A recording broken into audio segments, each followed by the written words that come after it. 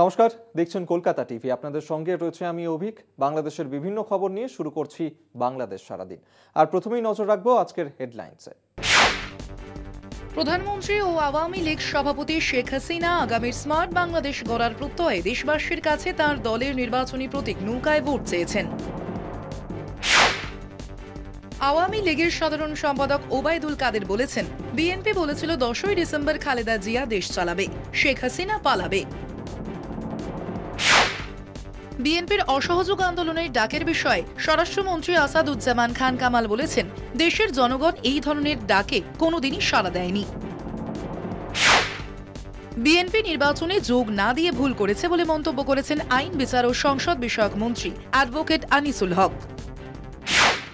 গত 24 ঘন্টায় বাংলাদেশে ঘটে গেছে বিভিন্ন গুরুত্বপূর্ণ ঘটনা। আর সেই সমস্ত খবর নিয়ে শুরু করছি আজকের বাংলাদেশ সারাদিন। প্রধানমন্ত্রী ও আওয়ামী লীগ সভাপতি শেখ হাসিনা আগামীর স্মার্ট বাংলাদেশ গড়ার প্রত্যয়ে দেশবাসীর কাছে তার দলের নির্বাচনী প্রতীক নৌকায় ভোট চেয়েছেন। এর মাধ্যমে আগামী 7 জানুয়ারি অনুষ্ঠিত দ্বাদশ জাতীয় সংসদ নির্বাচনের জন্য তার দলের আনুষ্ঠানিক নির্বাচনী প্রচার শুরু করেছেন তিনি। বাংলাদেশের জনগণ যদি নৌকা মার্কায় ভোট দেয়, আবার যদি সরকার গঠন করতে পারি, এই পুরো বাংলাদেশটাকেই আমরা উন্নত সমৃদ্ধ বাংলাদেশ করব। আর কোনো মানুষই ঠিকানাবিহীন থাকবে না, গৃহহীন ভূমিহীন থাকবে না। এটাই আমাদের নিয়ত, আর কিছু না। যে বাংলা দুঃখী মানুষের মুখে হাসি ফুটে বাংলাদেশটাকে উন্নত সমৃদ্ধ করা। তিনি বলেন, স্মার্ট বাংলাদেশ মানে স্মার্ট সরকার, স্মার্ট জনগণ, স্মার্ট ইকোনমি এবং স্মার্ট সোসাইটি। এর মাধ্যমে আমরা বাংলাদেশকে একটি আধুনিক প্রযুক্তি নির্ভর বাংলাদেশ হিসেবে গড়ে তুলব, যা টেকসই অর্থনীতি, মেধাভিত্তিক শিক্ষা, উন্নত সমাজ, ন্যায়পরায়ণ বাংলাদেশ, স্বচ্ছ বাংলাদেশ হবে। আওয়ামী লীগের সাধারণ সম্পাদক ওবায়দুল কাদের বলেছেন, বিএনপি বলেছিল 10 ডিসেম্বর খালেদা জিয়া দেশ চালাবে, শেখ হাসিনা পালাবে, এখন বিএনপি পালিয়ে গেছে। বিএনপি এখন কোথায় আছে? পালিয়ে গেছে। ফখরুল সাহেব কোথায়? আমির খসরু বলেছিল শেখ হাসিনা পালাবে, কোথায় পালিয়েছেন? ওরা না বলেছিল ডিসেম্বর মাসে খালেদা জিয়া দেশ চালাবে, শেখ হাসিনা পালাবে। আবার বলেছিল 27শে অক্টোবর, আর মাত্র কয়েক ঘন্টা শেখ হাসিনা তার সঙ্গী সাথী নিয়ে পালিয়ে যাবে। মির্জা ফখরুলের বক্তৃতা। ফখরুল সাহেব এখন কোথায়? আমির খসরু বলেছে পালাবে, শেখ হাসিনা পালাবে। শেখ হাসিনা পালিয়েছে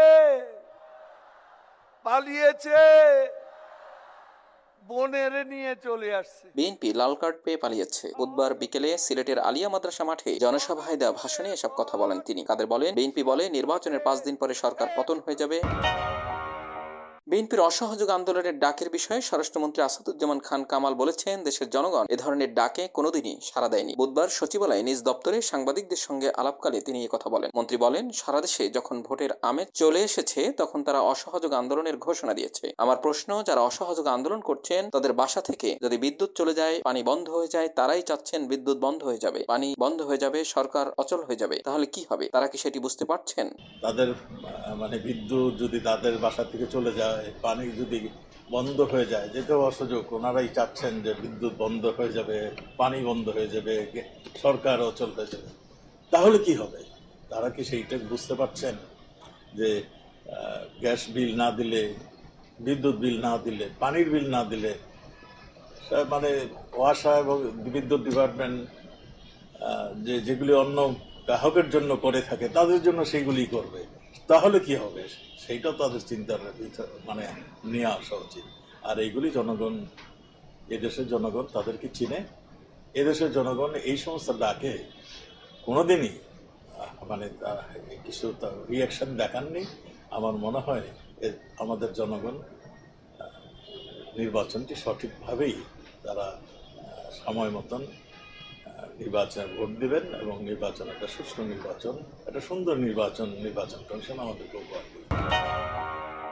বিএনপি নির্বাচনে না এসে ভুল করেছে বলে মন্তব্য করেছেন আইন, বিচার ও সংসদ বিষয়ক মন্ত্রী অ্যাডভোকেট আনিসুল হক। তিনি বলেন, জনগণের সম্পৃক্ততা হারালে কোনো রাজনৈতিক দল ঠিক থাকতে পারে না। বিএনপির অবস্থাও এমন হবে। বুধবার দুপুরে ব্রাহ্মণবাড়িয়ার কসবায় নির্বাচনী প্রচারণা চালানোর সময় উপজেলার বাদর ঈদগাহ মাঠে সাংবাদিকদের প্রশ্নের জবাবে একথা বলেন মন্ত্রী। তিনি বলেন, বাংলাদেশে গণতন্ত্রের প্রতিষ্ঠা হোক, বিএনপি ও জামাত তা চায় না। আমি আপনাদেরকে একটা কথা বলতে চাই, আপনারা সকলে 2014 সালে তাদের নির্বাচন বানচাল করার প্রচেষ্টা দেখেছেন, অগ্নিসন্ত্রাস দেখেছেন, বাসে আগুন দিয়ে সাধারণ মানুষকে মেরে ফেলতে দেখেছেন, এবং সেইটার বিচার যখন এখন হচ্ছে তারা বলে যে 1,29,000 মামলা যেন তাদের বিরুদ্ধে আছে, যেটা মিথ্যা কথা।